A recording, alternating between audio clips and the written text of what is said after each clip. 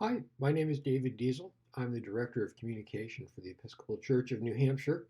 And with the sudden shift to doing so much of what we do on online streaming platforms like Zoom, I thought I'd put together a very quick video that demonstrated a couple of very simple, low-tech changes that we could all make to enhance our Zoom experience and help us be engaged and create a stronger presence, whether we're in a meeting or whether we're engaged in worship.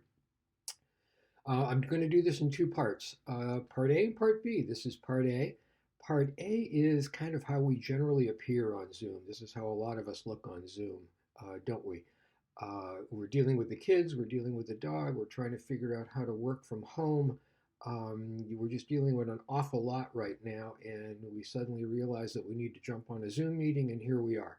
So take a look around at my space before I move on to part two, part B, and just observe for a moment the background, the lighting, and the camera angle. And now we will move on to the second part of the video. Well, I'm back, and I've made a few very simple, very low-tech changes to try to help improve the experience. Let me run through them very quickly for you. The first is I'll never be mistaken for George Clooney, but I have cleaned up my act a little bit, and I'm wearing what I feel is appropriate for this particular Zoom example. And I would encourage you to dress appropriately as well. What would you typically wear to a warden's meeting? What would you typically wear if you were visiting someone's home for a Bible study group or for a book discussion group? What would you wear to church on Sunday if you were going to be doing a reading? Wear that in the Zoom environment. Secondly, I've simplified the background. I've moved the laptop a little bit. The background is much more neutral, so it's easier to focus on me. And this is really all about eliminating distractions. And you may have noticed a little creature on the bookcase that I took down in the first part that was sort of perched on my shoulder. So I took down Krabby Dave, my steampunk crab. And again, the idea is just to eliminate distractions and make it easier to focus.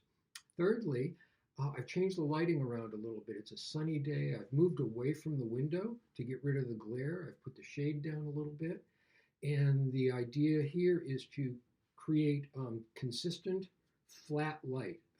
And that gives you truer color and again, helps create a sense of sort of normalcy in the meeting space. And then finally, and probably the most important thing, is I've changed the camera angle so that you are now looking at me in a much more eye-to-eye, face-to-face level, which is how we experience each other in face-to-face situations. It feels a lot more normal. And I've done nothing more complicated than put my laptop on a couple of books.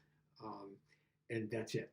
So these four things together, I think, help us engage and help us participate in Zoom and in online streaming events and meetings in what feels like a much more natural way.